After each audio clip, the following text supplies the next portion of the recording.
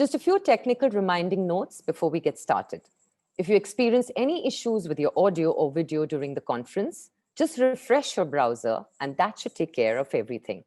If you have any questions for our speakers or panel members, please do feel free to post your questions on the video wall, which is on the right-hand side of your screen. We will share with our speaker at the end of the session, and they will reply to you through the video wall or through the email afterwards. If you'd like to connect with our speakers, please move to the home lobby page. You can find the speaker by typing their names under Networking tab on the right-hand corner of your screen. We welcome all of our audience to interact with each other through our networking features. And also, please feel free to tag us on our social media handles with the hashtag AIMDigital. Welcome back, ladies and gentlemen. Thank you for joining us to keep exploring SME hot topics and key solutions to the currently emerging issues. Now more than ever, teams are crucial for SMEs. How will SME entrepreneurs manage their resources? What step do SME entrepreneurs need to take? What are SME entrepreneurs' options as an employer, as an employee? How diversity and inclusiveness will serve well in a team? In our upcoming session, Engagement as a New Productivity in a Fast-Changing World, the SMEs HR experts will discuss how to build insight to boost team productivity and make the team more concrete and stronger. Welcome. Ladies and gentlemen, good evening. Welcome to the annual investment meeting organized by the Ministry of Economy. Our topic today for the AIM Digital Conference is engagement as the new productivity in a fast-changing world. Our focus is really on how do we help SMEs today in this context. The world as we know it has changed drastically over the last few months, so much so that we have an increasing level of uncertainty, ambiguity, and it's very difficult to be able to forecast what's going to happen next. So what does it mean for us as SMEs? That's the question. And we're going to debate this with an awesome panel present today. I'm going to introduce the panel members in a moment.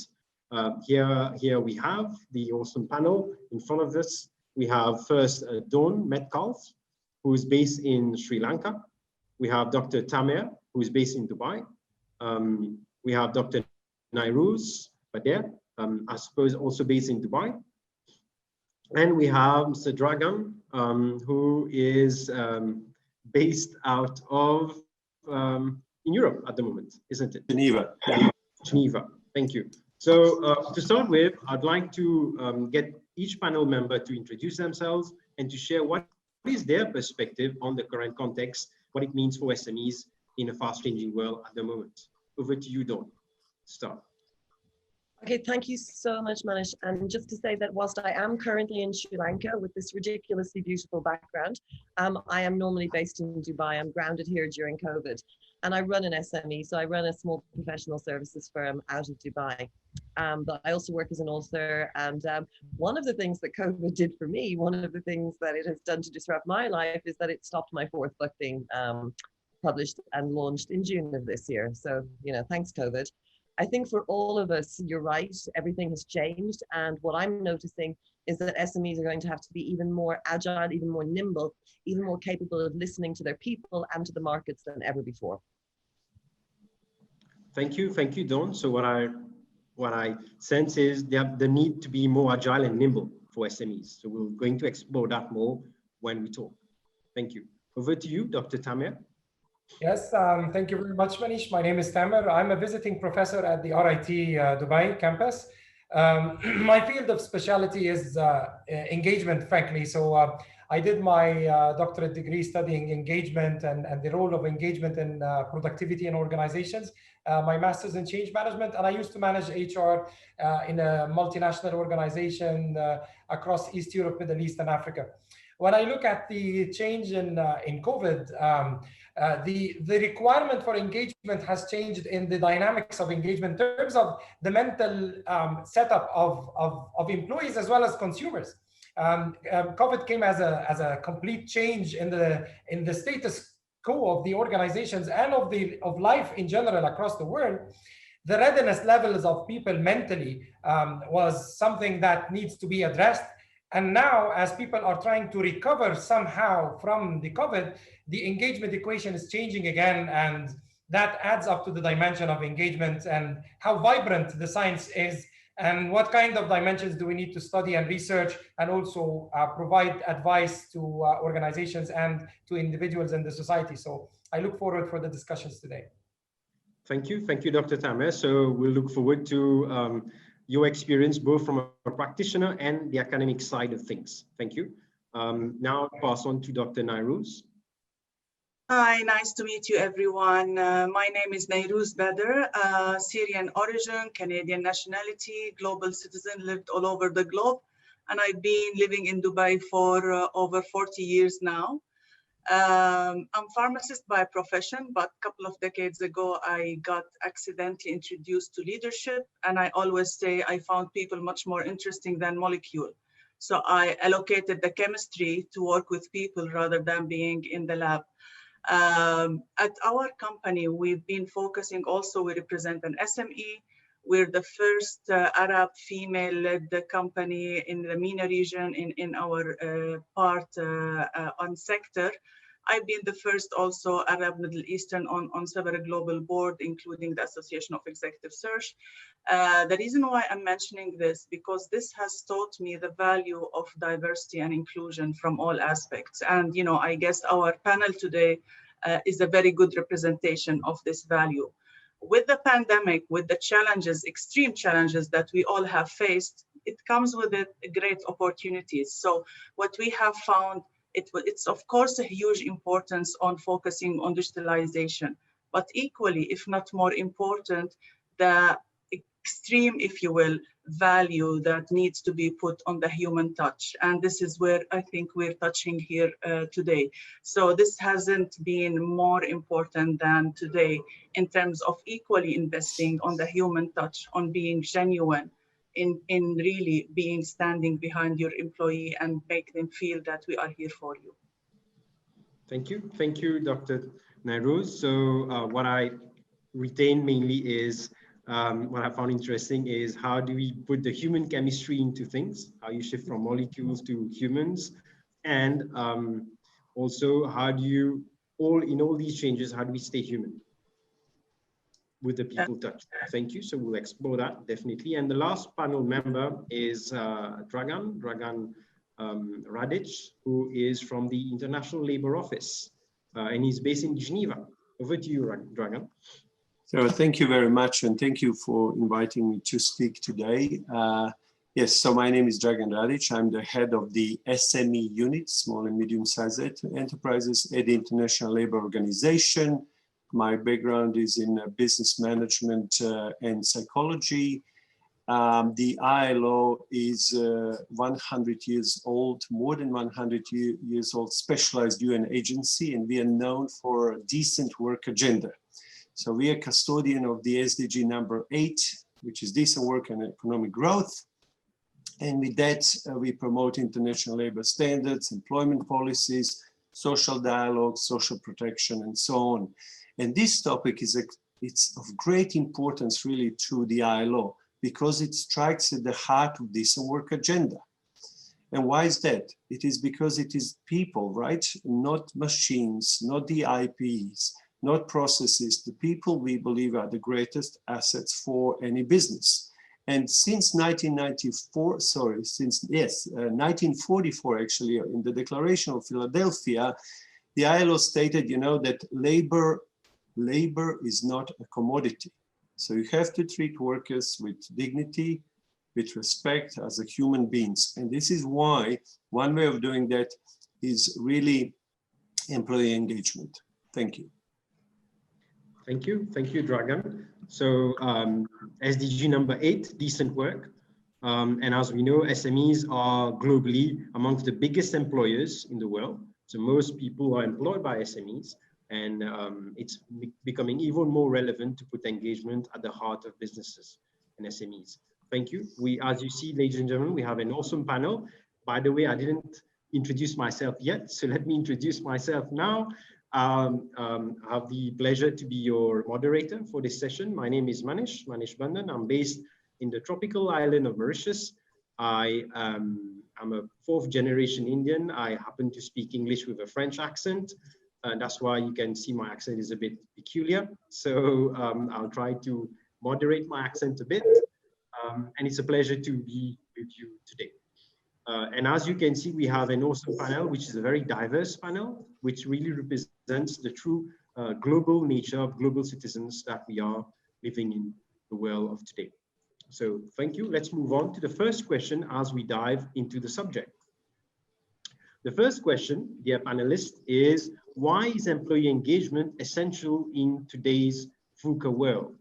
I repeat, why is employee engagement essential in today's VUCA world? So who would like to go first? Who would like to take a deep dive on this? Dawn, I see Dawn raising her hand. Please shoot, Dawn. I want to get in here first because I have not done my PhD in employee engagement. So I want to make sure that I'm thinking about employee engagement in the same way that everybody else is. So as I understand it, and please do jump in, Tamer, and tell me if I'm wrong. But as I understand it, employee engagement is about making sure that we've got the right conditions in place so that everybody can bring themselves, their best selves, to the workplace every day in order to feel and feel motivated, capable, obliged, supported to work towards achieving the team, the organizational goal. Tamer, is that a reasonable explanation of employee engagement? Okay, so if that's the case, then it seems to me to be obvious that in any situation, but particularly in this situation, we need employee engagement. We need everybody to bring their best selves. When everything is changing this much, then we need to hear from the front line. We need them to feel empowered to speak up. We need the senior leaders, the middle leaders to shut up and listen up so that they can learn.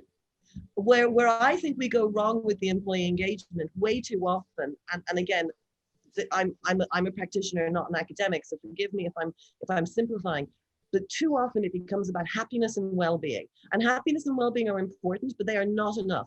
Putting in beanbags, putting in foosball tables, and telling people that they can go on flexi time is not employee engagement. It is slightly better than your CEO standing up and giving out some nonsense video for 2.5 minutes and then going, halas, good, they're all engaged now, we're done. But it's not much better than that. If it's about everybody being able to bring their best selves to work, then it's about everybody speaking up and the grown-ups listening up, working with their people to find out what the obstacles are, what the challenges are, and how they can get rid of them. I may be done for the whole of the podcast now. This is mostly what I wanted to say. Let me, no, actually, you set up the pace. It's, you clicked on all the right words. And I think the point, when I started researching what really engagement is, I interviewed David MacLeod, who is the, along with Nita Clark, they issued the first report to the British government on what engagement is, because that was an issue, and the UK government wanted to, they saw the spending and the focus on employee engagement, so they hired David MacLeod and Nita Clark to actually define what engagement is and write a report to the British government. So I was doing my research in my doctorate degree at that time, and I interviewed them as a reference, and I told them, so how do you define engagement? And David MacLeod told me, you know, I stopped counting when I reached 56 different definitions of engagement. And I still remember that discussion. In every culture, in every context, there is a different definition of engagement. And that made us, you know, look into what is really engagement. And we found 4 dimensions of engagement, what defines engagement. So, and we called that model the 4H model: head, heart, hand, and hope. So head is the rational engagement, which is, you know, I trade in my time for an organization and for a society. What do I get back?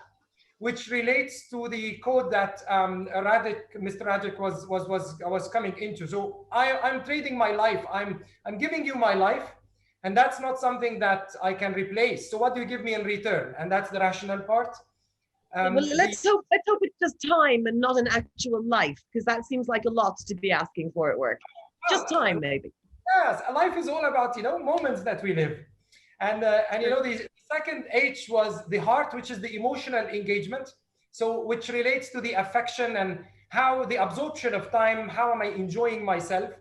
The third is the hand, which is the physical, which relates to the job demand and resources.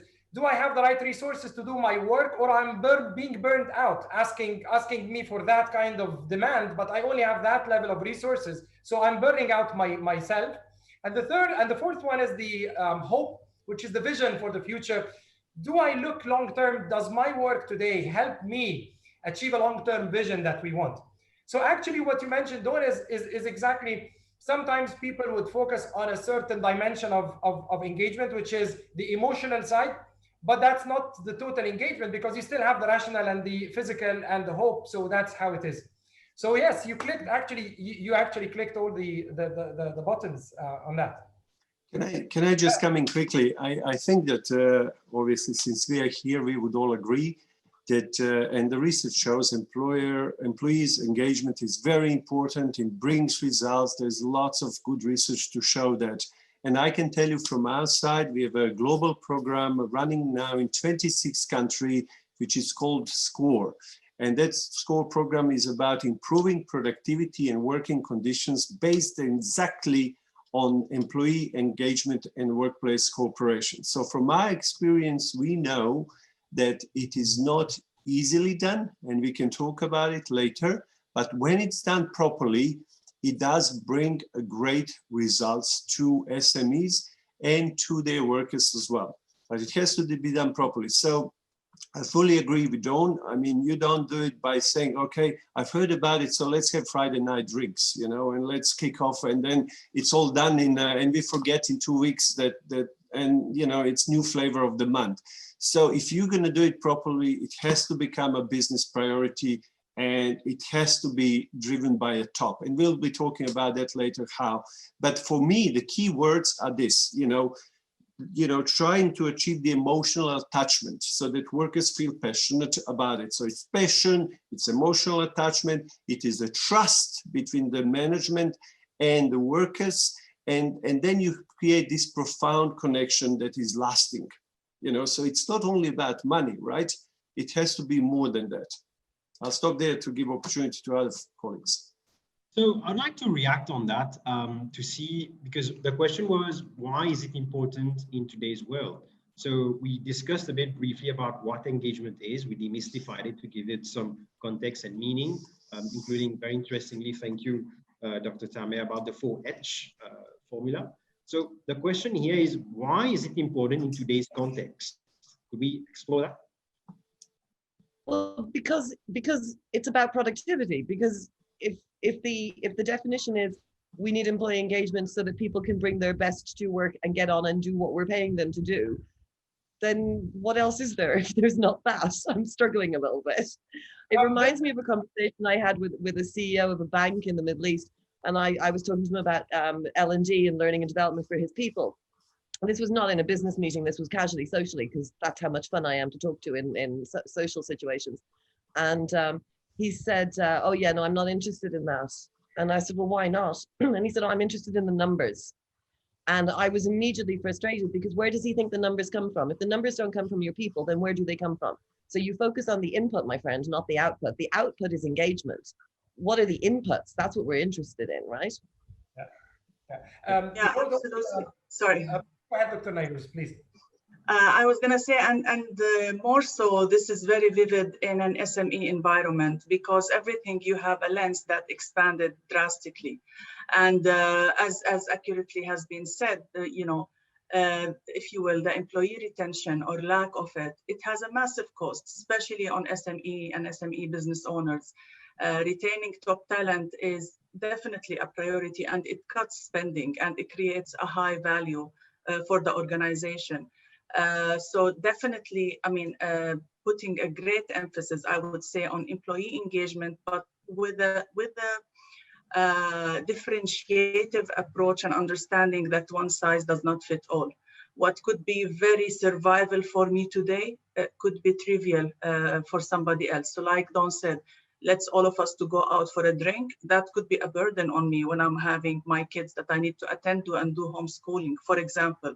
So I think to allow the voice of the employee and listen to their unique if you will, needs, that's in a way the simplest way. But once this is done correctly, it has a great impact. And there are so many research, and I'm sure Radek has a lot of them to prove the impact on P&L and bottom line once the engagement is done properly.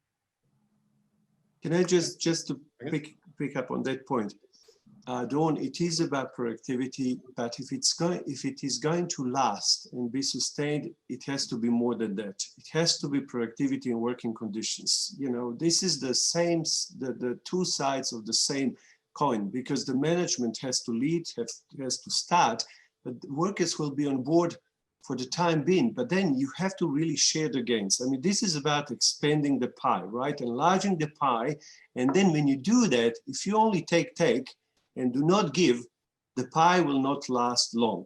You know, it's going to shrink again. And that's why this is very, very tricky, especially in the SME arena, you know, how you share the gains. This is really tricky, Victor, and we can talk about it later.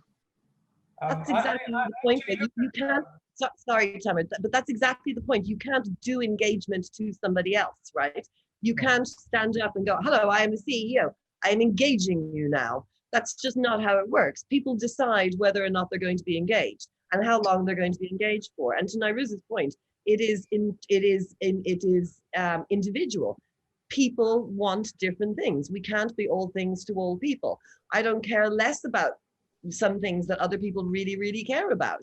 I was just talking to a friend of mine earlier on who said the only thing he cares about is being able to spend more time with his kid, being able to drop his kid off at school and pick her up at work. That's what he cares about. If he was able to work for somebody who saw that, he'd be a lot more engaged. Would it be everything? No, of course not. Because as you were saying, Dr. Tamer, the 4 H's, and possibly even more, right? Who knows? But certainly one thing on its own is not going to be enough if it's going to be sustainable. I hear you very, very clearly on that, Dragan. Yeah, absolutely. You know, what I wanted to add here is sometimes, you know, when not only on SMEs, let's go back and let's go up a little bit, like 2-3 levels. If we look at the economic performance of any country, there are 3 enablers. You know, there is the economic capital, how much cash do they have? There is the social capital, and there is the human capital. And when we look at engagement, I really like what Mr. Radic has mentioned, because it's not a luxury, because the human, let's think of the economic movement. It's all based, economy is based on supply and demand. If there is a goodwill in the customers, they are going to, disposable income is going to improve because they will be willing to spend and go out. And that relates to the mental healthiness of people. And if there is, also the employees are part of that social capital because they are able to build business. Social capital is defined as being able to build networks and to use these networks in building business and relationships and all of that. So when we think of engagement, it's much bigger than the only the performance of an organization. It's all about the community. It's the social well-being. We are spending times, and I'm sure the ILO guidelines, and when we looked at that, it's affecting the mental health of the community. And the mental health is part of the public health policy, which is one of the major concerns of governments across the world. If my people, well, my working capital is healthy, let's look at the American Psychological Association latest guidelines. Number 1 disability factor in the labor factor is depression and mental health. So it's the number 1 disability factor. If we think of how much engagement can bring into the mental health and decrease that, it's a disability factor. You can see that there is a productive population unable to work because of the mental readiness. So that if leaders, now I go back to what Dawn mentioned, it's not an option. If leaders are able to really absorb that and push it forward as a very strategic initiative, not something that will only short-term bring me dollars, but long-term affect consumers' level of economic performance across the organization and across the whole country, that's a dimension I hope that we can reach with that level of thinking. I would like to add 2 dimensions here, if possible. First is there's a nice resource shared by Marcus, by Dr. Goldsmith. What's the name again?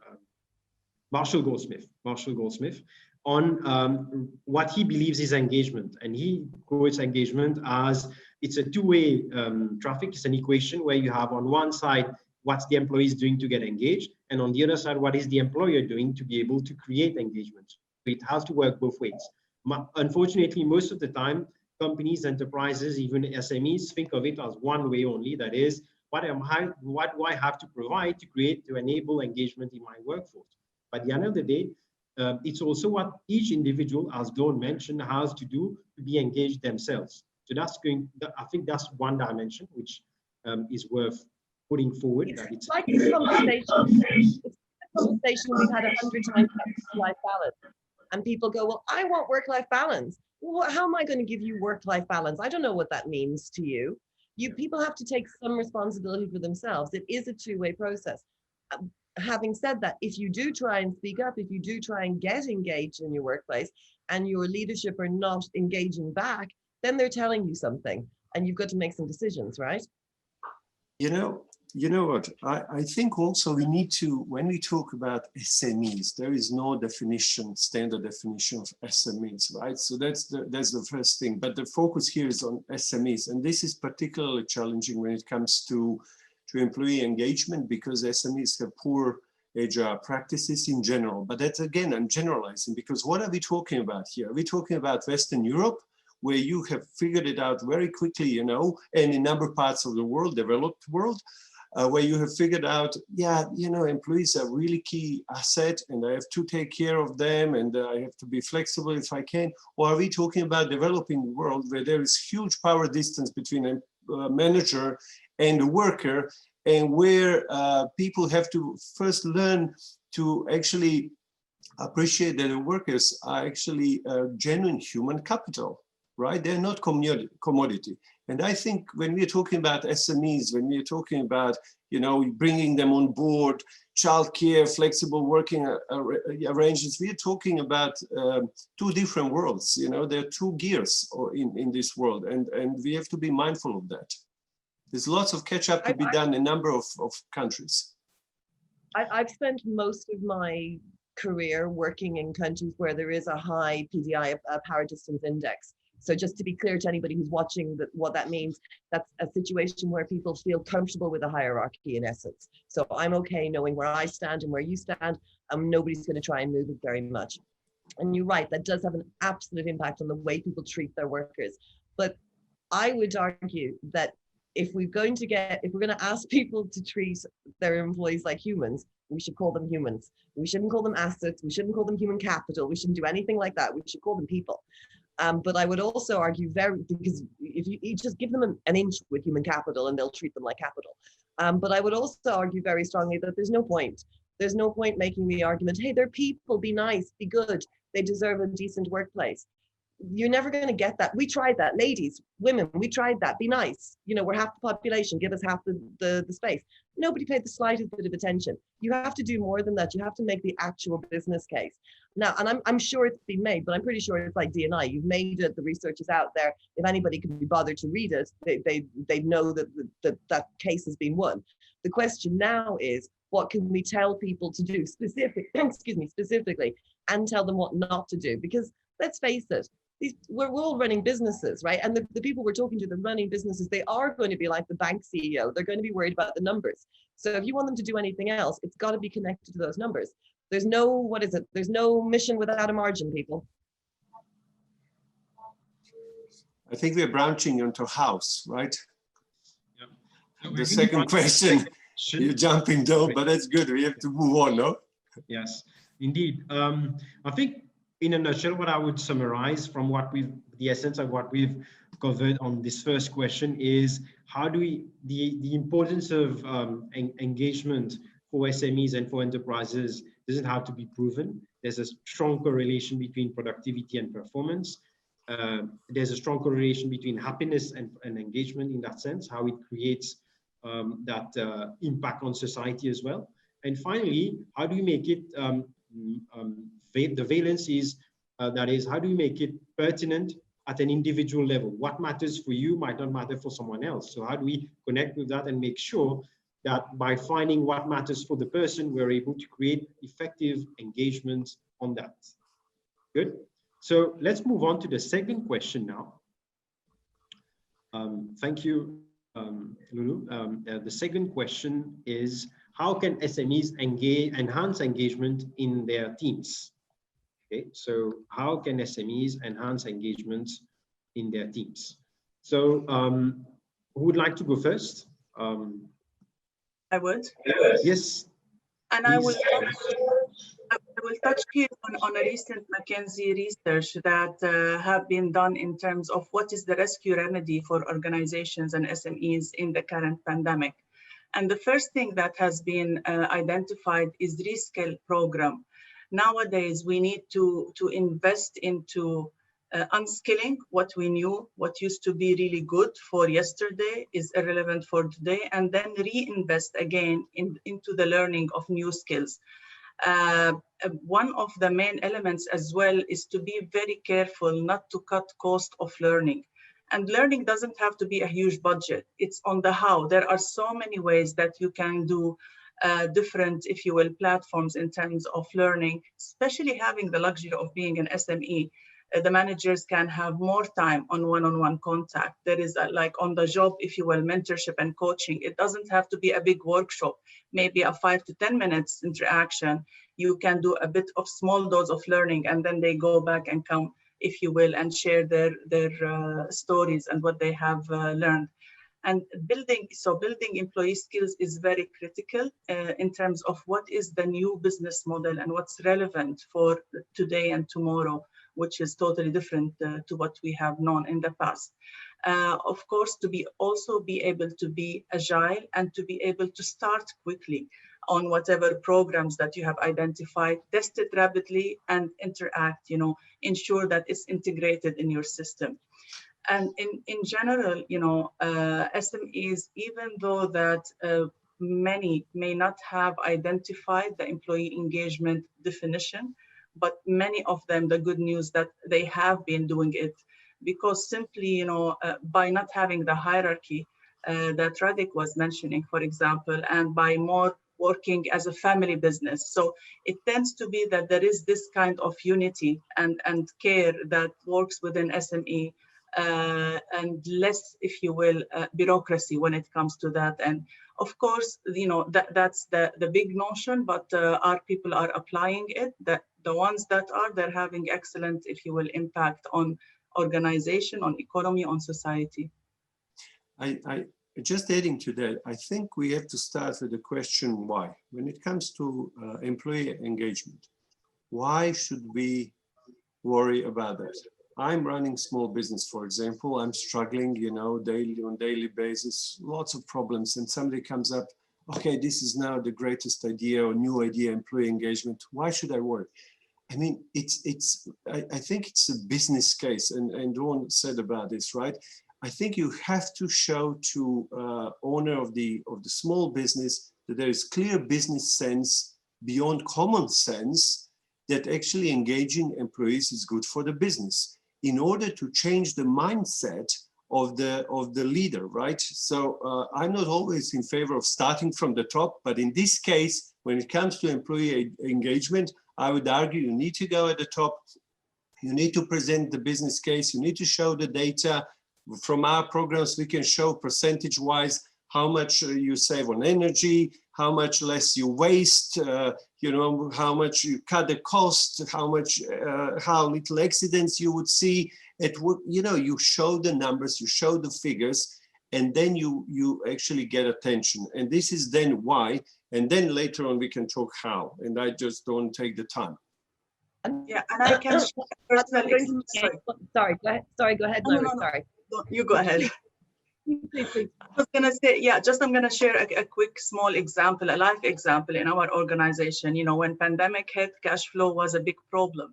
So we had a meeting and I was very honest with the team. And I said, guys, we do have a problem. So help me to find solutions. What can we do so that we can survive? And they came up with the solution that let's stay working out of home and let's save on energy, running cost, operational cost from the office. And that enabled us to survive according to their priorities and how they were part of the problem solving. So, getting everybody on the table and engaging them, empowering them, they start to operate as business owners, and they will think, what can I do that will benefit the business so I can survive? And that was really a very simple exercise, but it really helped us to survive in a very, very tough environment, being a very SME in this part. It's a great point, Nairouz, and absolutely underlines what I was going to say, which is as a business owner, and negates what I said earlier, which it should be about a business case. But as a business owner, if you can meet the person that is genuinely engaged with your business, it's just so much more fun, right? It's just more fun working with those people. So I'm lucky enough to have a colleague who I describe as the best decision I ever made. And when we go into meetings together, we're never trying to sell employee engagement.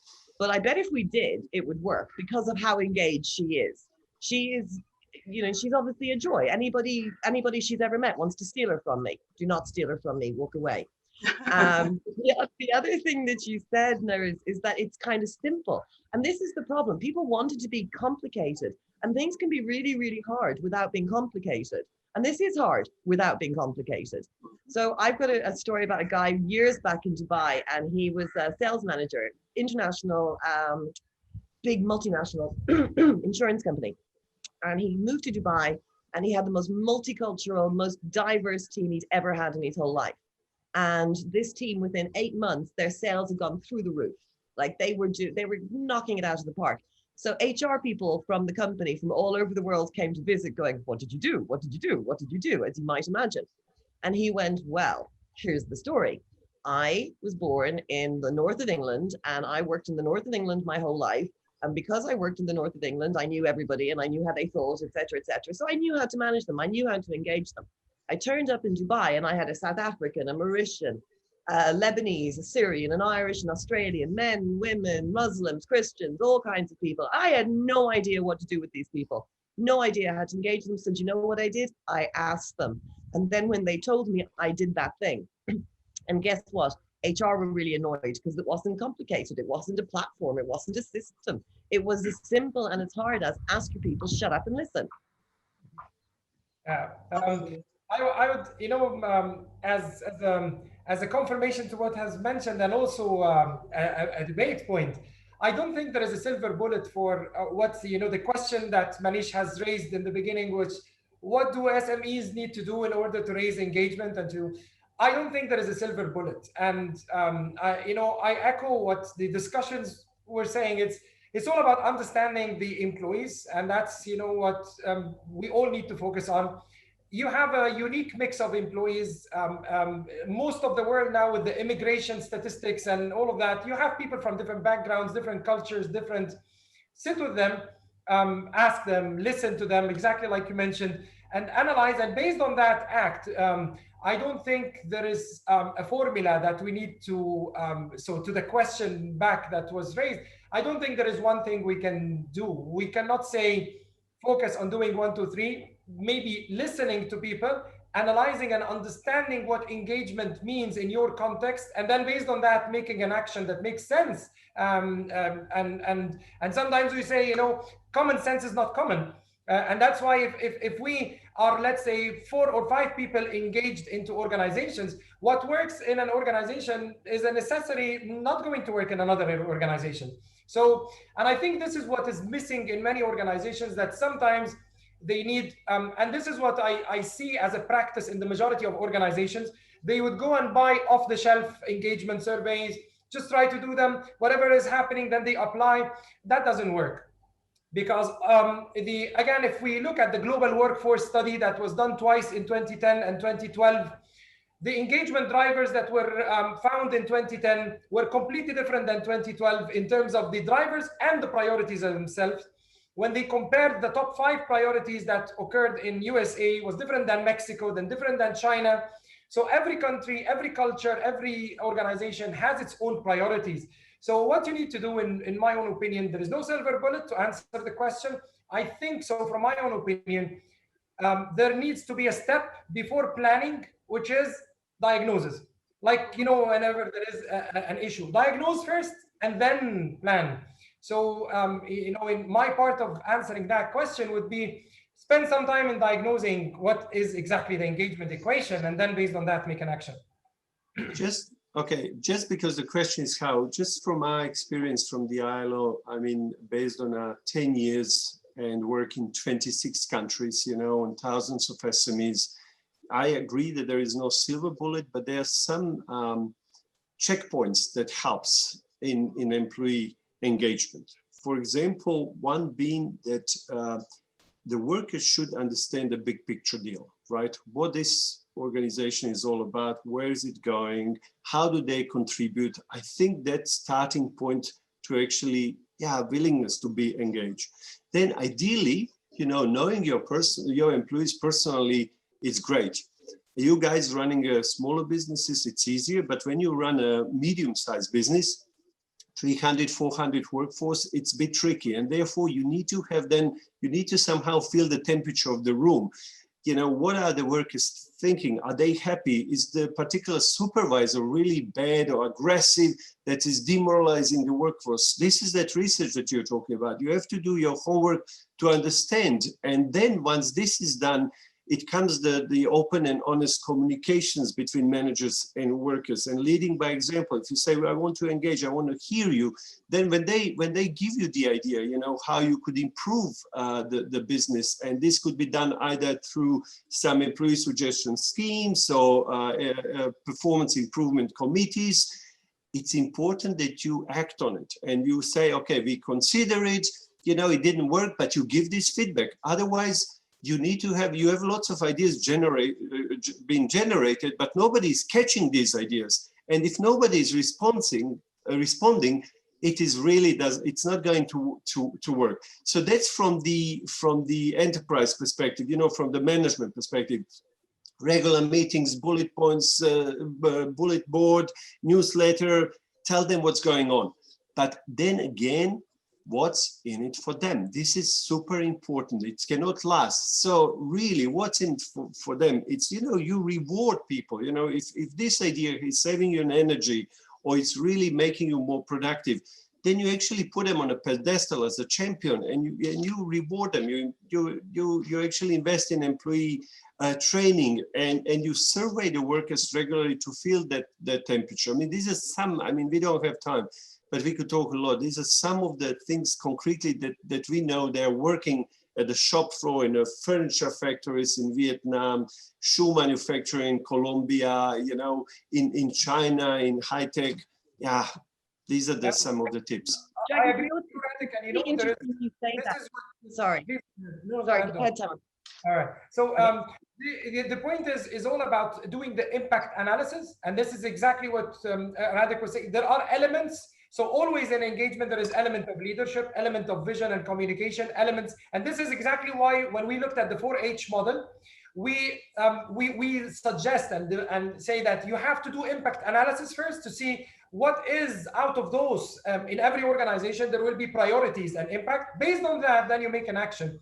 And we were able to do that in an organization of 4,500 employees. When the managers are accountable for doing the impact analysis in their departments, then they are able to make a plan forward. Sorry, I interrupted you. No, not at all. So I was just thinking it was interesting what Dragan said, which was, and it was the first person to say anything that was remotely on the negative. So when we're talking about employee engagement, we were going, oh, positive and listening and money and home and hearth and whatever, but you make a really good point, which is sometimes it's about taking away the toxic, taking away that toxic individual, taking away that toxic process, being prepared to make the difficult decision and go, no, we're not having this guy or this lady in the room. They're not good for us. They're bad. They are not necessarily bad people. They are bad for us right now, and they must go. And I don't see enough of those decisions being made. You know, the no something rule, which I won't say on this particular podcast. What I wanted to add to Draga's point, I totally agree with what you said. And not only that, if this input hasn't been taken and something came out of it as an action plan, not only no engagement, but it becomes more actually destructive. And it has been proven, for example, running leadership assessment center, when we don't do it right with the right follow-up in terms of communication and action, people start to think you were going to fire them because you tested them and then nothing happened. And more so, I would say, is when you ask me about my opinion and I come full-hearted and tell you everything about it, and you ignore me, it's much worse than not asking me. Another question that I wanted to challenge, the big organizations and academia here. So for Tamer and Radek, I wanted to ask you guys, assuming I'm an SME and I don't have the luxury of the methodology, I don't have time to run an assessment, and I don't have the resources now. I need to live now, but at the same time, I want to engage. So what do I do? Yeah, that would be the next question. Sorry for how much time do we have? So as we said, it's around 15 minutes per question. Let me wrap up this one. There are a lot of nuggets, a lot of valuable insight which have been shared. How would I would wrap it up is this question of how do we enhance engagement? I would reply on it. What I sense is through 3 questions, basically. So you answer one question with 3 questions.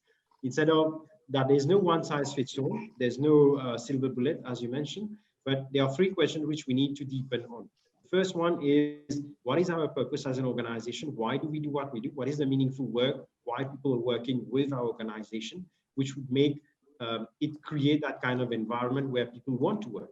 So that's one question which all business leaders, SME leaders need to have clearly at the top of their minds. The second question then comes is, what is the type of culture, what is the type of environment, culture we want to have, which creates that unique feeling of attachment, of bonding, emotional connection as a unique tribe that we have, which makes us want to work together and to pull through thick and thin, whatever the context is. And the third element is about the impact analysis. What are the, as Dawn also mentioned, is listen, ask the right questions to understand what matters for the people. So what are the factors which will make a difference for our people? What is the impact on it? Just by asking the questions and getting the answers help us really focus and prioritize on what we need to do. And can I add the fourth one? Can I be cheeky? Yes, of course. I think just to say, I mean, when whoever is designing this, whether it's a project manager, whether it's the SME owner, we are humans, right? We think, what's in it for me? What's in it for me? You have to think what's in it for them. When you're approaching this, you really have to think what's in it for them. So it has to be win-win. When you're designing, if you're starting from scratch or improving, it cannot be only what's in it for me, whoever you are. It doesn't work. Well, if I would look at and Nairouz asked a very good question, the shortcuts on engagement are usually very symptomatic, and sometimes they will kick back. And they will take investments, efforts, expectations from people. So I would always prefer, like the approach of diagnosis and then, walk the process.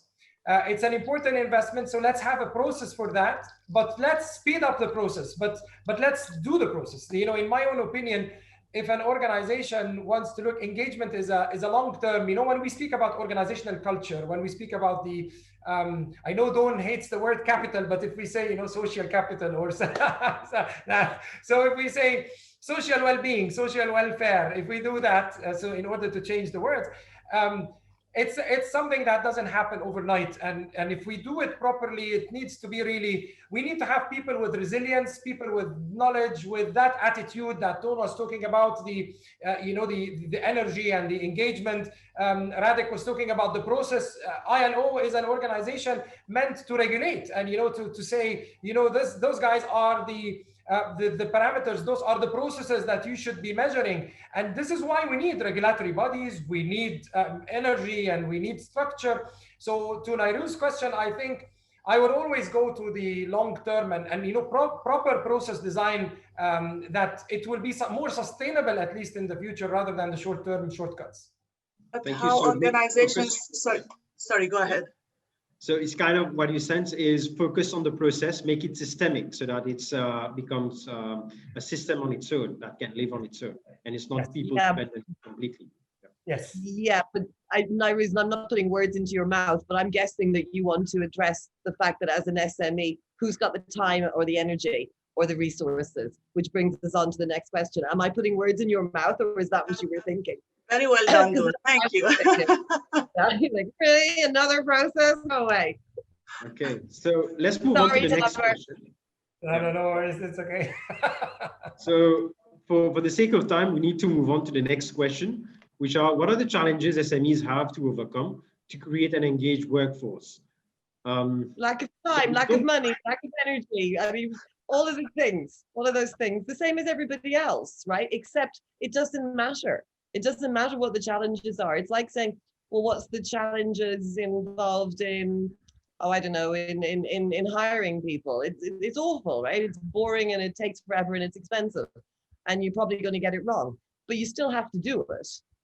Yeah. Even without a process, Tamer. Oh, well, You know, okay. I'll summarize that, Don, in one thing.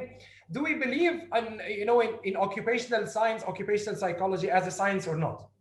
And I've seen in the majority of organizations I've been to, the science is not there. It's engagement is an activity. It is something we want to do. We buy a survey, we measure, and then we do an action. It's a science. I mean, occupational psychology is part of applied psychology. It is taught everywhere in the world. There are experts in this matter. So I mean, it's a science. So this is frankly what I mean as the biggest. Of course, I agree with you. Time, money, and all what you mentioned. I agree with you totally.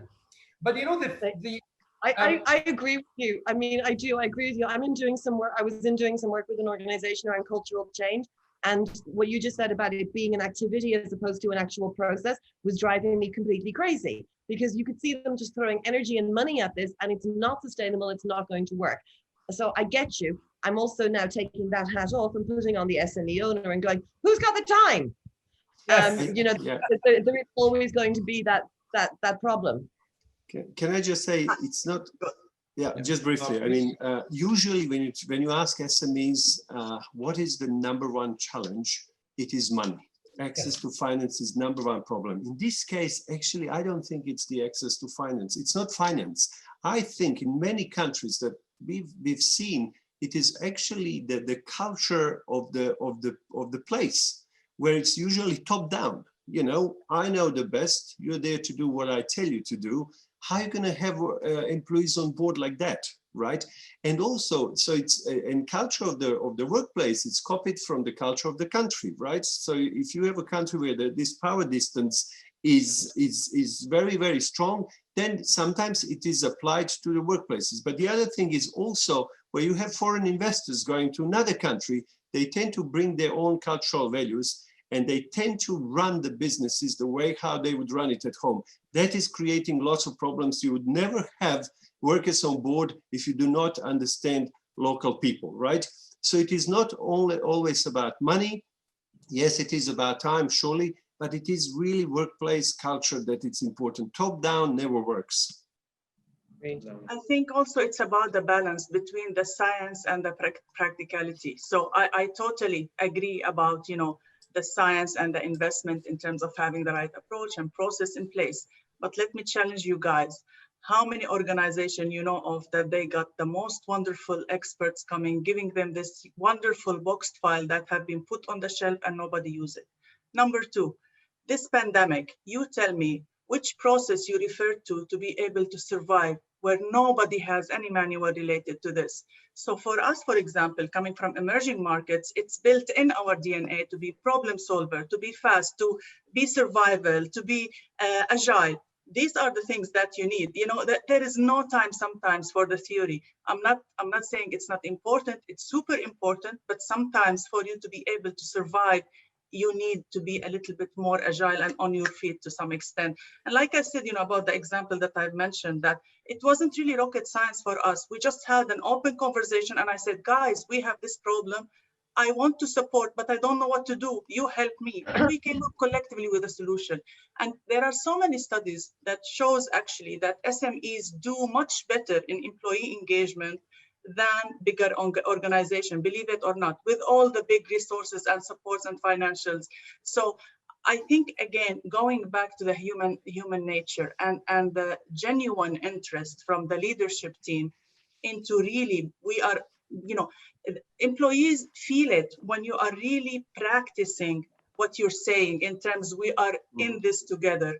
Now, going into the practicality, you know, yes, some of the challenges that we all have SMEs, you know, for example, fewer developmental opportunities. In bigger organization, you can promise somebody a career path, and that could be very inspiring. In an SME, you know, reality, we may not have the same.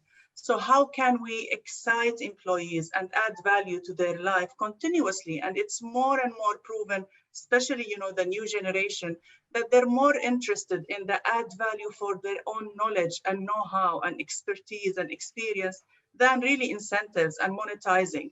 So there is a shift in terms of what really adds value. So SMEs, we do have such a challenge. So what do we do about it? There are other things that we can do. For example, burnout is another thing, because when you are in SME, you really operate as an entrepreneur. You can be the CEO and the janitor and everything in between, and it's so much demanding. So how do we do about it? And, you know, simply again, about having an open conversation and expanding your flexibility to accommodate. So for example, I have a colleague who has 2 young daughters that she has to attend to, but she works wonderfully almost, you know, after working hours. And that's fine, as long as within 24 hours we get what we want, it's okay. And actually that motivates her. Somebody else, he works out of home alone and she gets so bored, so we need to work on some activities to engage her and makes her feel not staying alone. So yes, we do have challenges, but it's doable. I don't think it's a big challenge for SMEs in terms of applying engagement. It's very simple, guys. I think it's you know, it's always the balance of the belief of whether in the DNA of the leaders of an organization, whether they want to take a short-term approach or a long-term approach. Let me give you an example. Everybody in the world knows that smoking kills. It's even written on the boxes of tobacco. Yeah, but still people are smoking. Why is that? Because they don't believe in science. They just you have to hide here. So the point is, do I believe? You know, whenever there is always that debate, what is in my gene? You know, do I believe that there is a scientific approach, or do I not believe in science?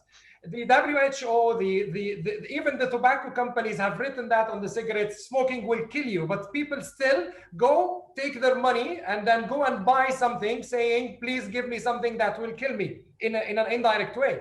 So the point what I want to... Could the moderator jump in here? I feel like I'm being personally attacked.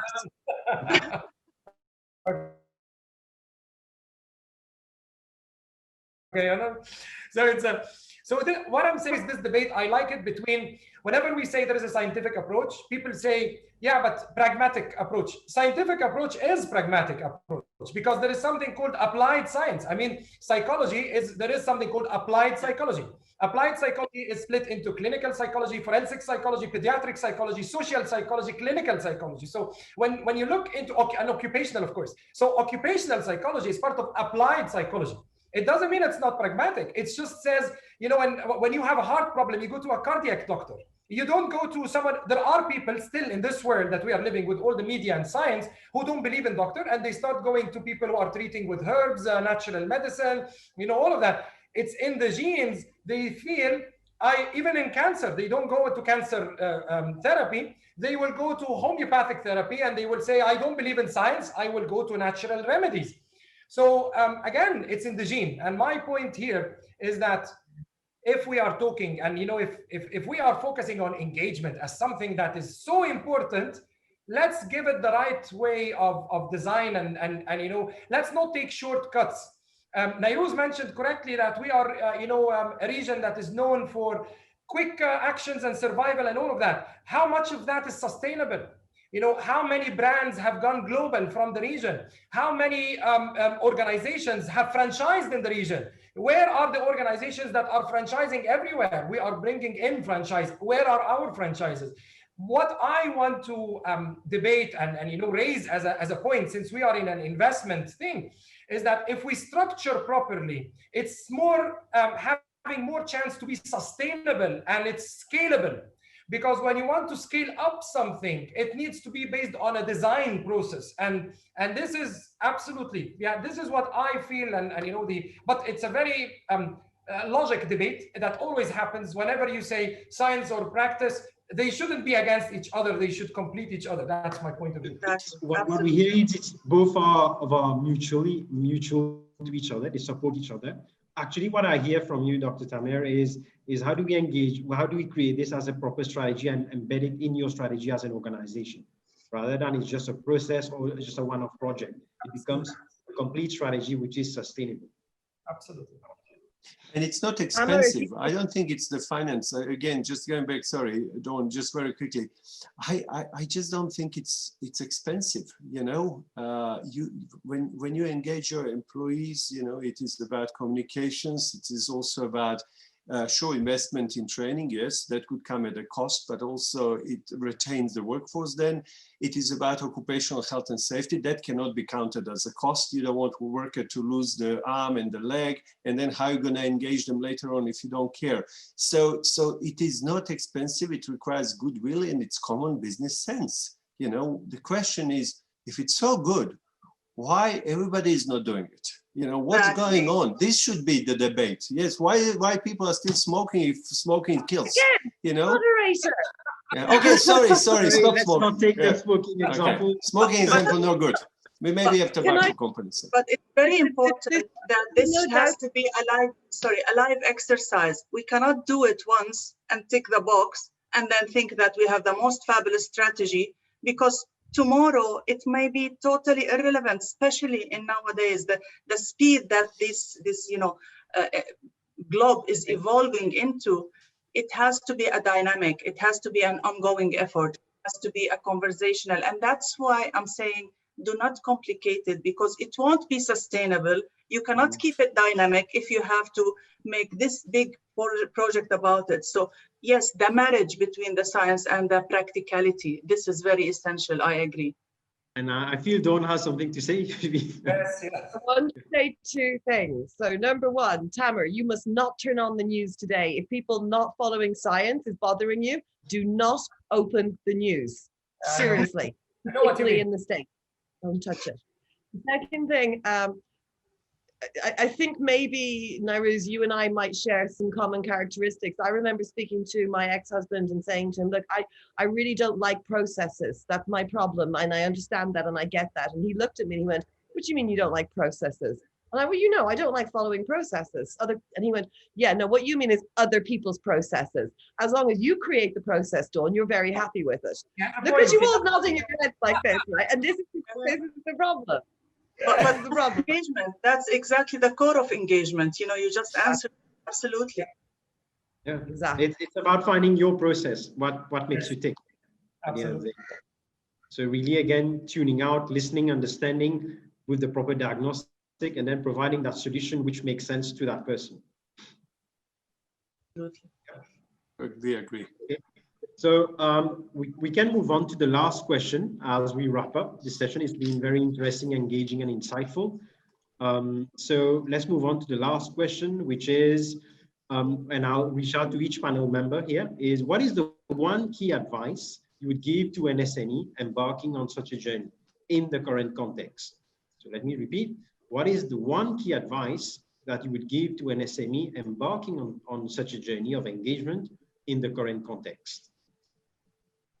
You mean an SME leader? Yes, as he goes about embarking on engagement. Okay, so I think Dr. Bade also asked that question. That is, what do I do? I want to embark on engagement. So what do I do? Where do I start? And what is the advice you would give? That, I mean, I would, from the other perspective, as I open, I'm going to close the same. I mean, the key advice: labor is not commodity. You know, we are talking about humans. We are talking about people.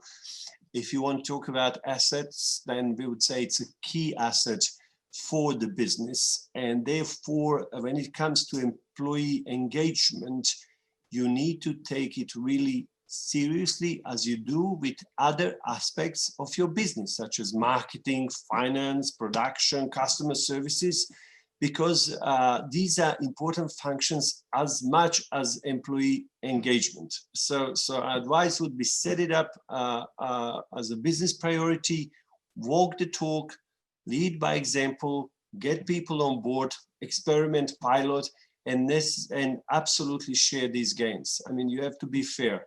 You know, it has to be win-win. That's the summary. Dragan. So walk the talk, has to be win-win. Believe in it before you embark on it. Share the gains, yeah. Well, I thought we were only allowed to choose one thing. If we're allowed to choose three things, then I'm choosing three things too. And that is be curious, be authentic, and no, I'm choosing those two. Be curious and be authentic.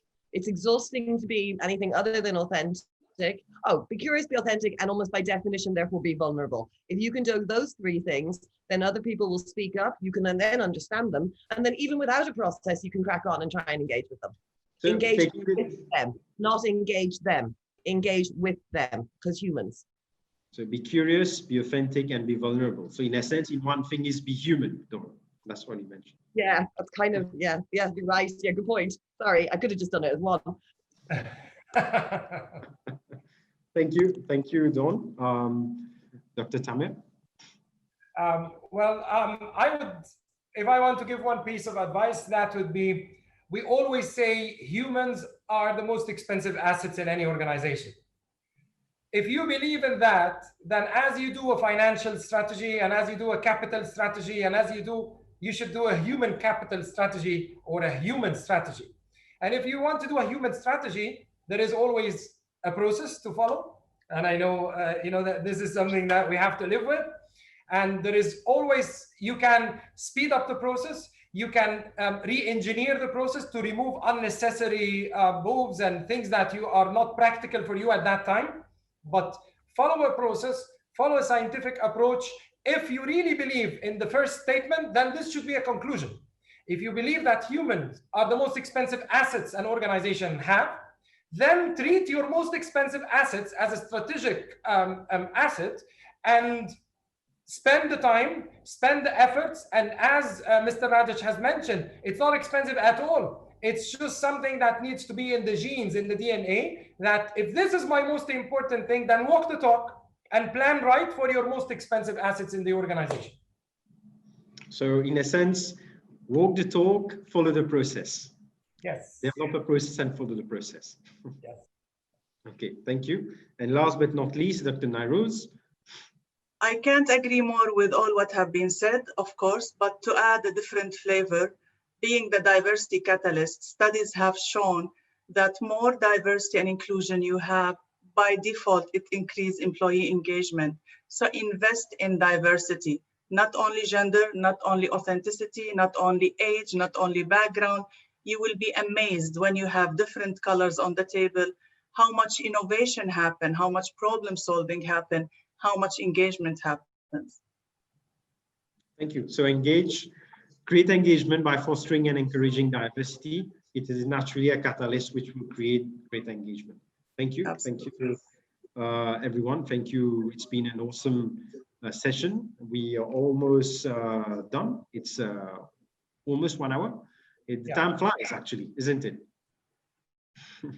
So I look forward to seeing the recording with all of you. We will be, and understand it's going to be shared. So looking forward to revisiting it.